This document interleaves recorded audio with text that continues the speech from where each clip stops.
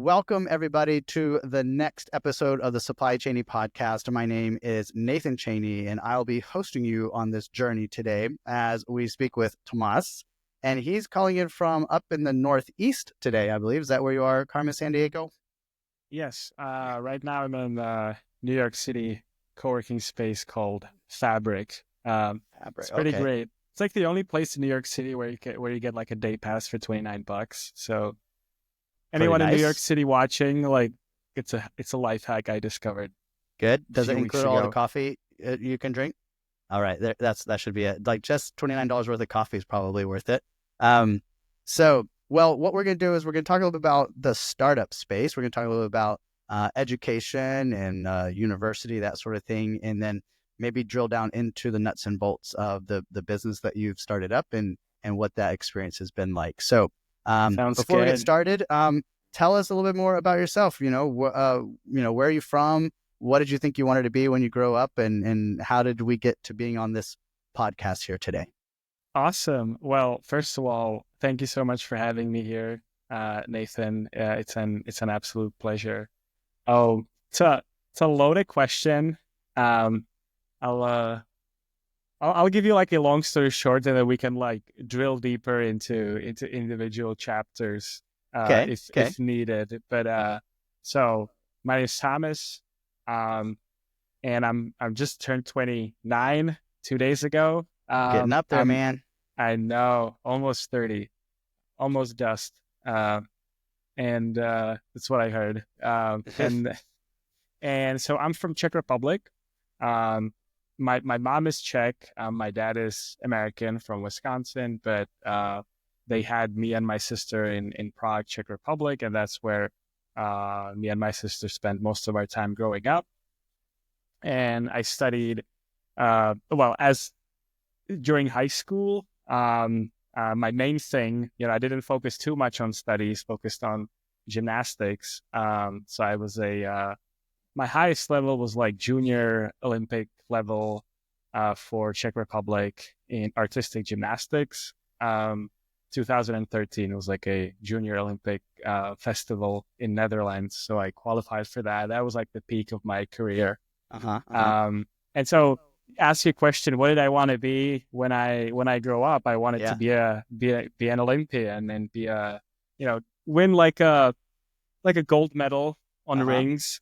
Yeah, that was the goal. But at around, let's say 17 when I made the junior Olympics, I was like, oh, this is great. Like I'm almost there. I'm almost at the Olympics. Yeah. But then you kind of realize like I barely made it to the Junior Olympics, right? Just because the sport is so hard and so competitive. But the gap between the Junior Olympics and the real Olympics in gymnastics is like insane. Yeah. And so then when I turned 18, it became pretty clear that like I'm not going to make a living being a gymnast. And so I had to decide, what else to do with my life. So when like time came to choose like a major, because also in Europe, especially in Eastern Europe, you don't really like go to a university and then decide what you're going to do once you're in university. It's like you apply specifically to a major from high school, which means that when you're 16, 17, 18, you kind of need to start kind of knowing what you want to do with your life, which is pretty stressful. But when I turned like 17, when I realized I'm not going to be an Olympic gymnast, I was like, okay, what else am I good at? Oh, mathematics. Okay, I want to do that. And so then I applied to like the leading math school in the country, and there was no like foresight about, oh, this is going to be applied in industry or whatever. I was just like, I like doing math. Math is hard. I got my bachelor degree in mathematics. And then once I finished the degree, I wanted to go do like theoretical math, solve all these like unsolved problems in mathematics. And then one of my mentors told me, one of my mentors at university told me, Thomas, if you like really want to do mathematics, like really, really like push the cutting edge of mathematics, you need to be at one of like the top universities. Otherwise, you're working on like some like backwater stuff. And I was like, okay, what are the leading universities? Right? This was just like some old guy in Czech Republic, right? And he was like, okay, the leading universities are Stanford, Caltech, University of Chicago, MIT, right? And he named those few professors. And I was like, okay. So then I like applied to PhD in all these schools, and they all rejected me, right? And so that so then I went through like a little bit of a crisis of like, oh, what am I going to do with my life? Mm-hmm. And then I had like an epiphany of like, oh, okay, if I can't do research with math, maybe I can do something applied with math. Okay, is anyone hiring like mathematicians to do stuff, right? Yeah. Turns out a lot of people are, right? Like Amazon, Microsoft, Google, and I knew how to code because coding was part of the curriculum. So then, when I was like 21, 22, I started applying to internships and jobs. And I did a few like random internships in Czech Republic. And then once I finished my bachelor, I immediately got scooped up by Amazon in Luxembourg. So Luxembourg is like this tiny country between France and Germany. And it's like a European tax haven for American corporations, kind of like Ireland. Mm-hmm. So like Google and Facebook, they have giant offices in Ireland. Luxembourg has a giant office of Amazon, right? And so I got hired by Amazon in Luxembourg.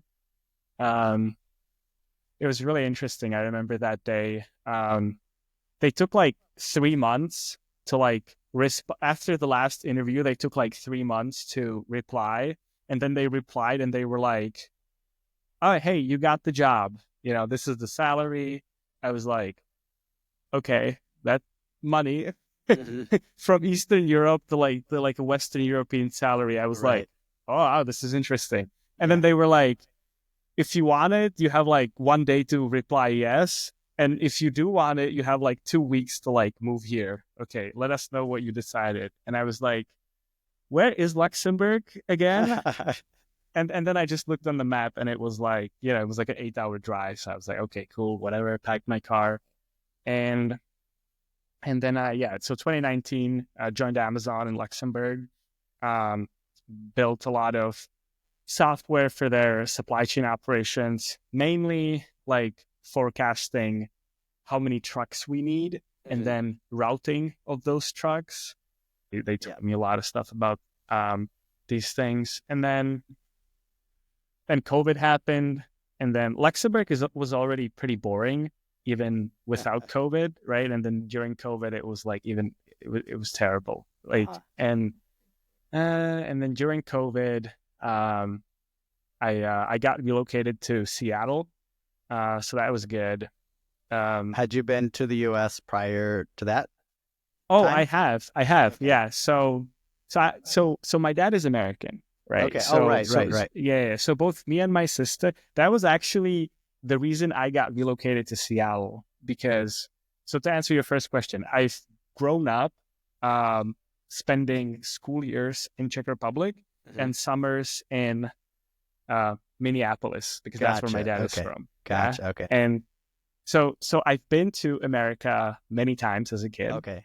This was before COVID and everything, right? So it was just like, if you want to grow, you got to go to Seattle at some point. So I wanted to go to Seattle pretty much after the first year at Amazon, but it's like, so does everyone else at Amazon.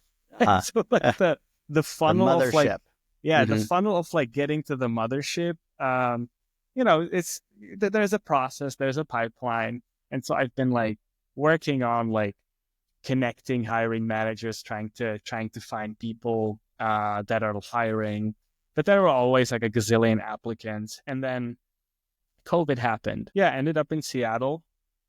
Ended up working in Seattle. I worked less on supply chain stuff and more on recommender systems. So it's the software that, like, on the Amazon website, when you order peanut butter, It tells you, hey, you might want jelly too, and Mm-hmm. and you might want bread too, right? There's a lot of very sophisticated math that like Yeah. crunches all the data points. So Mm-hmm. I worked on that.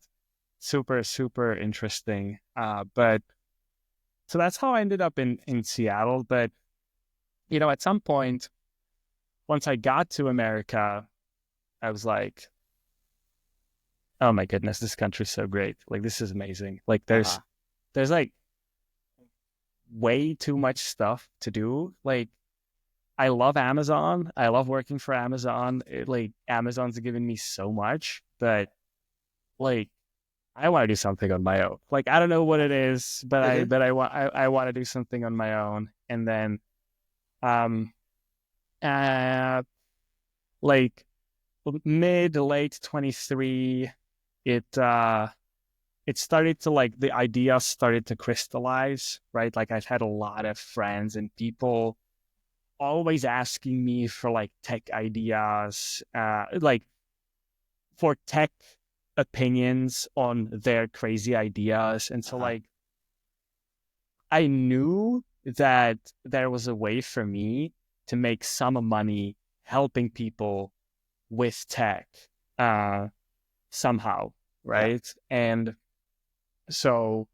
I left Amazon with the vision of like, okay, how can I help bring some of like the Amazon level tech to not Amazon level companies, right? Yeah. What are some of the ways I can help? And originally I thought I'm just gonna do some like sort of like consulting, whatever, Yeah. individual projects for people to figure out something. But then I bumped into this guy called Andrew from New Jersey, and he was like, "Hey man, I have this warehouse in New Jersey." I was like, "Where is New Jersey?" And he's like, "Yeah, we're like next to New York." I was like, "Okay." Um, and he was like, "Yeah, I think I'm overpaying by shipping, and if you solve it, we'll pay you." I was like, "Okay, that's interesting." So then I started working on that problem. Turns out they were leaving a lot of money on the table, Yeah. and there was a solution I was able to come up with, and then I realized a couple of things, right? Number one is this is a very interesting problem. Um, I'm having a lot of fun working on this problem. Another thing I realized is, okay, this is a economically viable problem, right? Like there's like a lot of money being left on the table. Yeah. Um, and number three, and this is sort of like the vision that I'm now like proving out slowly and steadily, is that like, okay, if this random company in New Jersey has this problem, Yeah. chances are a lot of other companies have this problem. Sure. And so then I sort of like started focusing just on this problem and like, how do I become the leading authority on this problem, and how do I spread the solution to as many warehouses as possible. Right. I think it's called scaling in the world of startups, And scaling up. in the tech bro world of Silicon Valley, Mhm. yeah, Yeah. Okay. for sure. And then so you've been working on that now, I guess maybe a year, or a little over Oh more than yeah. two. It's Um, like officially the company is in business since like January 20. Yeah, so it's like 13 months. yeah. All right. Well, congratulations, getting Thank past the you. 1 year hurdle. Yeah, not I dead yet. huh? Knock on knock on wood.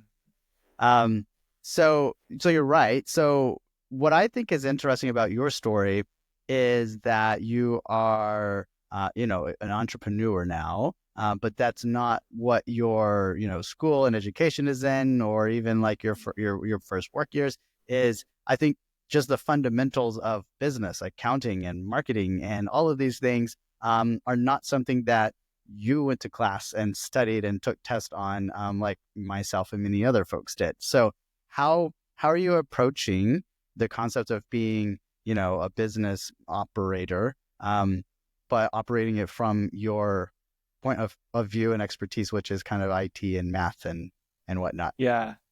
This is a loaded question. So, how do I want to go about this? So,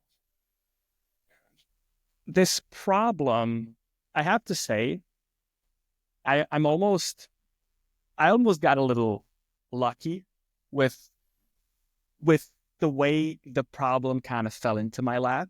Sure. Right. Yeah. Yeah. And so, and I got these customers, right? Dude, they're the best customers like a person can hope for, right? They know they have a problem.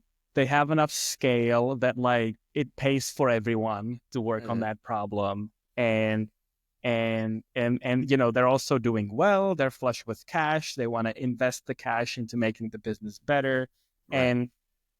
And essentially, so I was sort of like the hardest part of the business, which I wasn't aware of at the time, which is like, selling and like convincing someone that you can help them.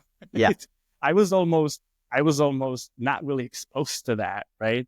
For the first, I don't know, 4 or 5 months of the company being live, right? Because I had this deal that fell in my lap. All I had to do was deliver technically on the solution, essentially, which, don't get me wrong, it was hard, right? Like there were definitely many all-nighters at the warehouse, but it was something I was used to. I knew how to do, and I just knew I'm gonna deliver on that solution. Yeah. And so then once I delivered on that solution, and the contract, everything got signed, company has revenue, it's great, right? So now I was like, okay, cool.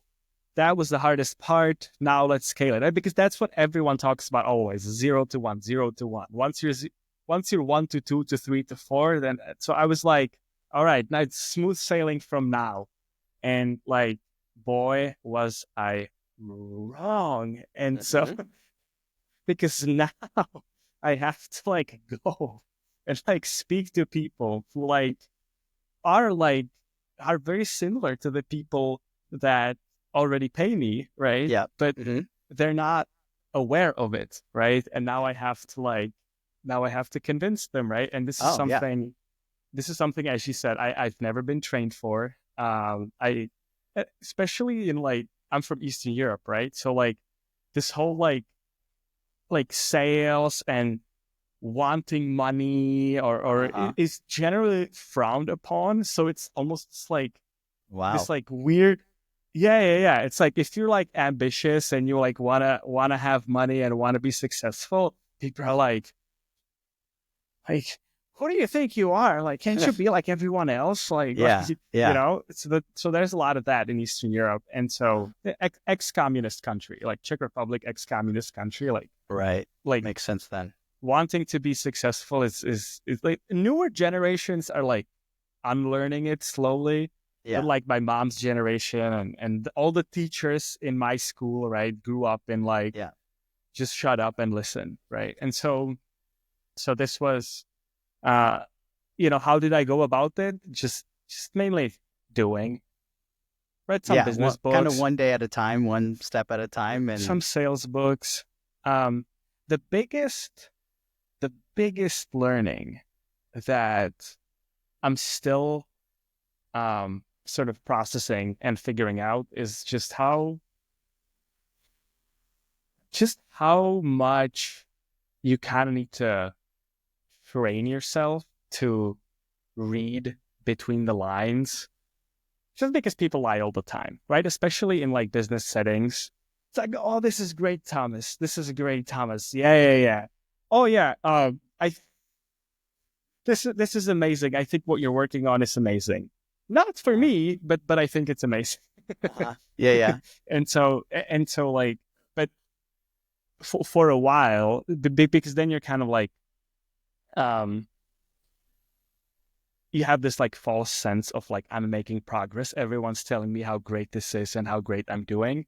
But there's no signed contracts, there's no new money coming in, there's no like, there's no new appointments. Like, why is everyone telling me how great I am? But like, and Yeah, this yeah. is, and this is a little bit different than I was used to. Like, if you're I think like a tech person, right? Or coming from even like academia, where you're generally used to some sort of a objective answer to questions. It's like, hey, I wrote the software, does it do X?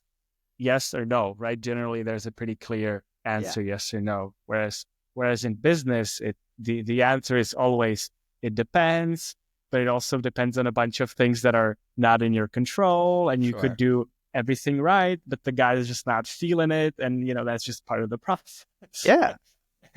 It's a little bit, there's a big relationship component to it. There's a little bit of just serendipity and getting lucky. Like, for example, the whole concept that you moved over here and got moved to Seattle because you mentioned to that one guy that you've got a passport ready to go, right? Like if you hadn't have ever dropped that one little nugget and he hadn't have remembered it at the right time, you'd still be in Luxembourg, cycling around and whatnot. So, the small little baby seeds that you don't expect to pay dividends later can, and then at some point, maybe that well of luck can be dry for a minute. And you got to go create your own luck and do a little bit of work.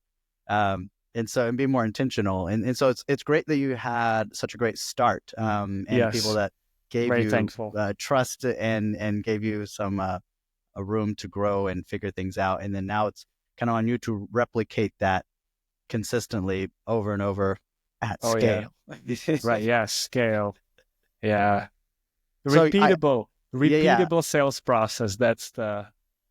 So I've seen you at some conferences and things, and so like talk a little bit about like what things you're doing, I guess, to try to get your name out there. Obviously, like coming on podcasts and that sort of thing. And shout out to my boy Nathan. Doing this and that. But what are some of the things, like, I think the network of folks that you and I hang out with a lot are people that are starting up, have got ideas and going out and trying to do something with it. So what are a couple of things like that you're finding work that don't work, other than like posting videos of yourself breakdancing and things like that? That has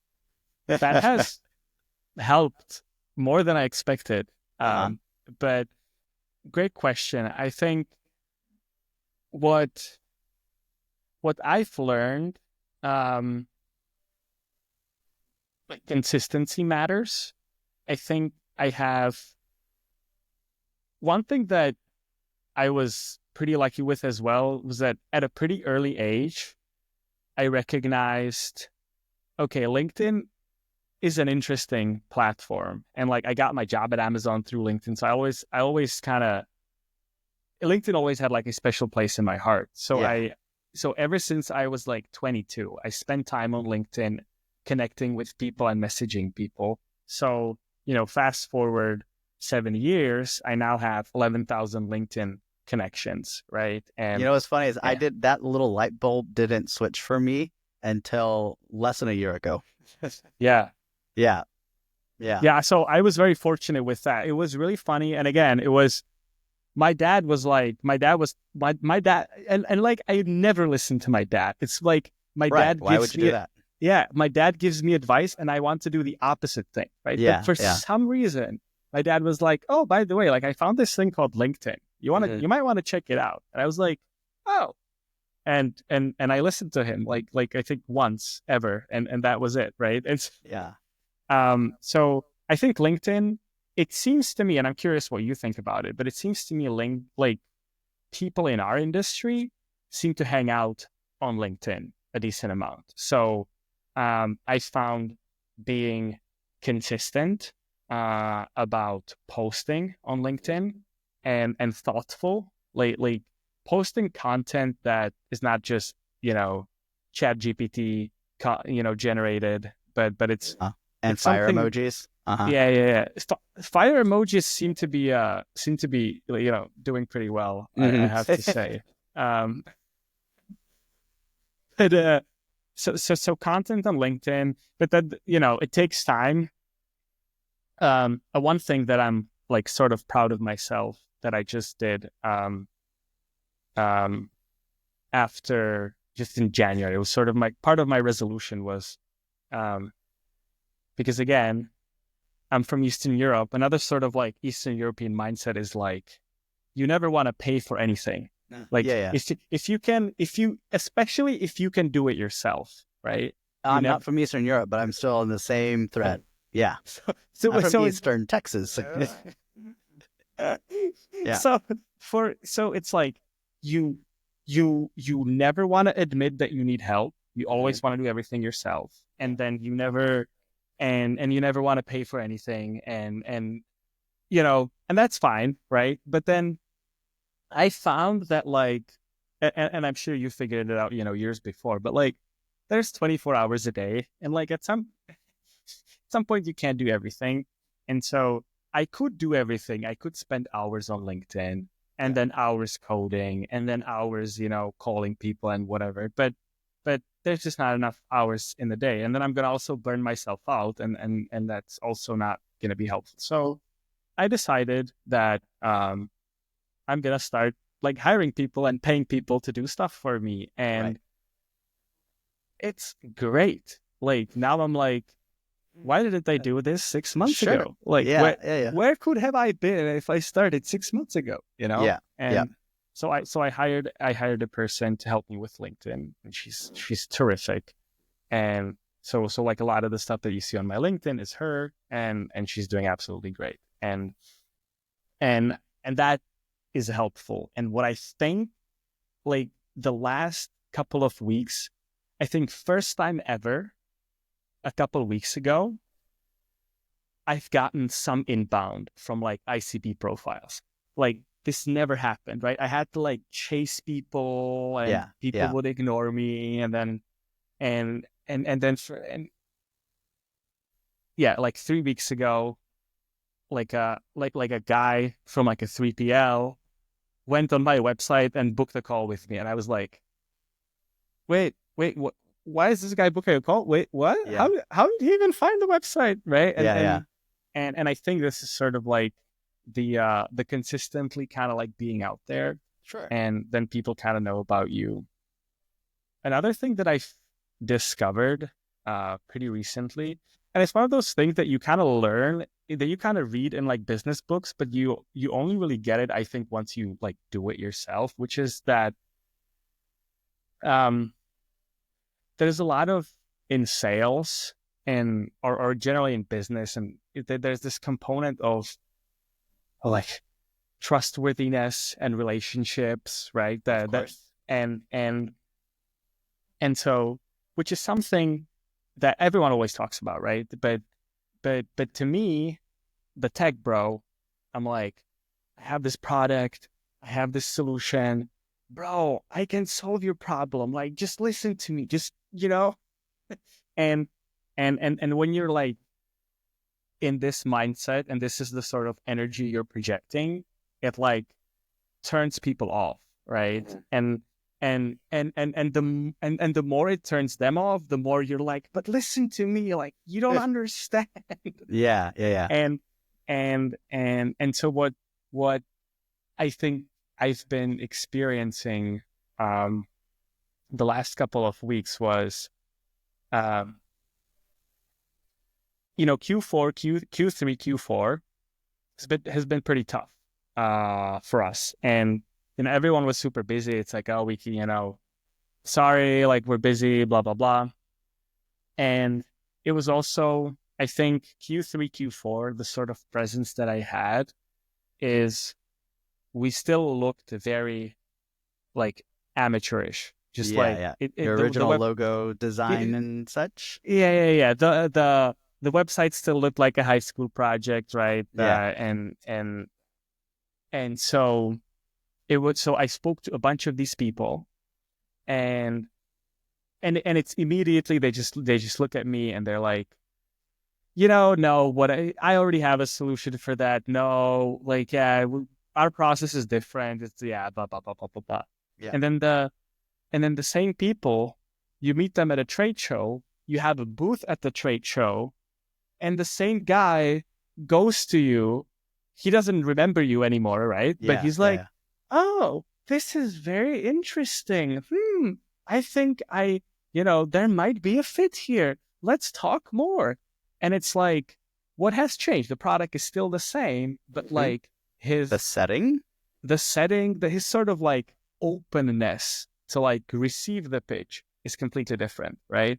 And there's all these like subtle things that you kind of need to control for as like a business owner or like a salesperson. And to the tech bro brain, the tech bro brain was completely oblivious to this, right? But now I'm learning slowly but steadily, like all these little things, you kind of understand, right? Like, why are companies paying $20,000 for a booth at a trade show, right? Like, it suddenly starts to make sense, all of this. Yeah. That's a cheap show. Which one is that? Which one are you talking about? Yeah, in every company, that $20,000 is a different, either that's half the marketing budget for the year, or that's 1/10 or 1/5, right? And so it's like, some of it's just to keep appearances, and because the person who's hosting the event, you just want to like be nice to them because they're your friend and have a booth. And some of it's like, we've got to land our next big customer at this event, and if this doesn't happen, we're shutting our doors. Like, this is our last Hail Mary sort of thing, right? So it's everyone's at different stages in their business careers and in their paths.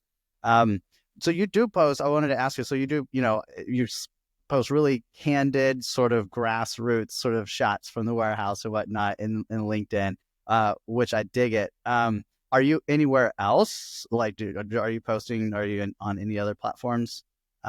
Or mostly LinkedIn? For business, LinkedIn. Uh-huh.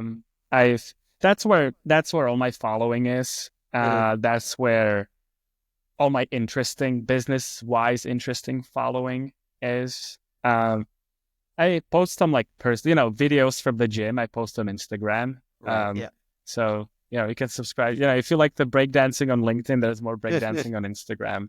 Yeah. But business wise, it's all LinkedIn. Yeah, it's all right? LinkedIn. Okay. Yeah. We tried email marketing. I haven't quite figured out yet, and